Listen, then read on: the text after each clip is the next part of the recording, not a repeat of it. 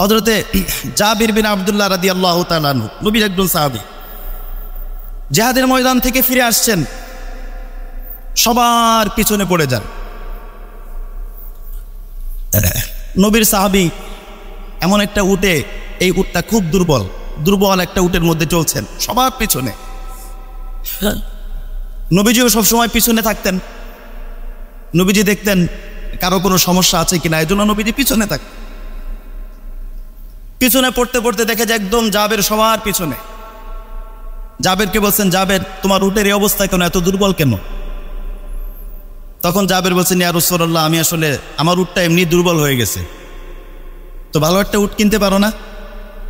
বলে, ইয়া রাসূলুল্লাহ, টাকা নাই, আর এই যে উটটা আছে এটাও বিক্রি করে দিব, কারণ বাবার অনেক ঋণ আছে, এটা অনেক বিক্রি করে দিব। বাবার অনেক ঋণ আছে, আর নতুন উটের তো কোনো প্রশ্নই ওঠে না, এটা খুব নর্মাল একটা উট, খুব দুর্বল একটা উট। নবীজি বললেন, জাবের তোমার কাছে কি কোনো লাঠি আছে, ছোট্ট একটা কোনো লাঠি যেটা দিয়ে খোঁচা দেওয়া যাবে? নবীর হাতে একটা লাঠি দেওয়া হলো। নবীজি আল্লাহর নবীর হাত দিয়ে ওই উটকে একটু খোঁচা দিলেন। খোঁচা দেওয়ার সাথে সাথে নবীর হাত বরকতময়, নবীর হাত লেগেছে উটের গায়ে। এবার উট সবচেয়ে দ্রুতগামী হয়ে গিয়েছে, ছাড়িয়ে চলে যায় সবার আগে। আপনার একজন শ্রমিক দরকার, কাজের লোক দরকার। আমরা চিন্তা করি একজন মানুষকে কত কমে রাজি করানো যায়। এটা আদর্শ দায়িত্ববানদের না, এটা নবীর সুন্নাহ এটা না, নবীর আদর্শ এটা না। নবী দেখতেন যে তার প্রয়োজন কতটুকু, তার প্রয়োজন যদি সামর্থ্য থাকে, আমার যদি সামর্থ্য থাকে, আমি আমার অধীনস্থর প্রয়োজন মিটাইতে পারি কিনা। একজন লোক অভাবে আসছে, 10,000 টাকা দিয়ে রাজি হয়ে গেল, কিন্তু আমি জানি যে 10,000 টাকায় তার প্রয়োজন মিটে না। আমি আদর্শ দায়িত্বশীল হিসেবে আমি চেষ্টা করব তার প্রয়োজন মেটানোর জন্য। এটা নবীর সুন্নাহ। নবীজি বলছেন, জাবের তোমার উটটা বেচবা? বলেন, হ্যাঁ বেচবো। কত টাকায়? 1 উকিয়া দিবা, 1 উকিয়া স্বর্ণ দিবা? জাবের বলছেন, ইয়া রাসূলুল্লাহ, না, আমার ঠগা হয়ে যাবে। 2 উকিয়া দিবা? 2 উকিয়া? বলে, না, আমার ঠগা হয়ে যাবে। 3 উকিয়া দিবা? অথচ একটু আগে নবীর হাতের স্পর্শেই উটটা বড় হয়ে মানে দ্রুতগামী হয়েছে। নবীর সাথে সাহাবায়ে কিরামের সম্পর্ক কেমন ছিল? একজন দায়িত্বশীল সে অধীনস্থর সাথে কতটা ফ্রি হলে এমনভাবে কথা বলতে পারে, চিন্তা করছেন? 2 উকিয়া দিবা?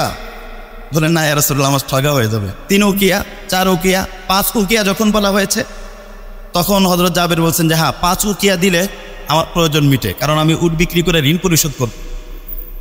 5 উকিয়া দিলে আমি বিক্রি করতে পারি, কিন্তু আমার একটা শর্ত আছে, সেটা হচ্ছে আমি এই মুহূর্তে যদি আপনার কাছে বিক্রি করে দেই, তাহলে আমি হেঁটে চলবো কিভাবে? মদিনা পর্যন্ত আমি যাই, বেচা কিনা হয়ে যাক, কিন্তু উটের উপর আমি চলে মদিনা পর্যন্ত যাব। নবীজি বলেন, আচ্ছা ঠিক আছে চলো। মদিনায় যাওয়ার পরে নবীজি হযরত আলীকে ডাকলেন। ডাকার পর বলেন যে, আলী, জাবেরকে 5 উকিয়া স্বর্ণ দিয়ে দাও, এবং সাথে সাথে উটটাও ফেরত দিয়ে দাও। হযরতে জাবেরকে উটটাও ফেরত দিয়ে দেওয়া হলো এবং স্বর্ণ দিয়ে দেওয়া হলো। জাবের ফিরে আসছেন, ইয়া রাসূলুল্লাহ, আমি তো বিক্রি করে দিয়েছি, উট আবার দিলেন যে? দায়িত্বশীল ভালো করে শুনেন, প্রত্যেক দায়িত্বশীল ভালো করে শুনেন নবীর উত্তর। আমরা শুধু বলি অধীনস্থ আমার কথা শোনে না, অধীনস্থ আমার কথা শোনে না, অধীনস্থ আমার কথা শোনে না। দায়িত্বশীল নবী কেমন ছিলেন? নবী উত্তর দিলেন, জাবের, আসলে বেচা কিনা উদ্দেশ্য ছিল না, উদ্দেশ্য ছিল তোমার অভাবটা বোঝা। আমি তোমার সাথে দামাদামি করছিলাম তোমাকে কম দেওয়ার জন্য না, আমি তোমার সাথে দামাদামি করছিলাম যে তুমি কি পরিমাণ অভাবী এটা অনুমান করার জন্য। 1 উকিয়া, 2 উকিয়া, 3 উকিয়া, 4 উকিয়া এগুলো বললাম, দেখলাম যে না, তোমার অভাব আরো বেশি। এজন্য আমরা আমাদের অধীনস্থদের সাথে সুন্দর আচরণ করব। আল্লাহ রাব্বুল আলামিন আমাদের সকলকে তৌফিক দান করেন।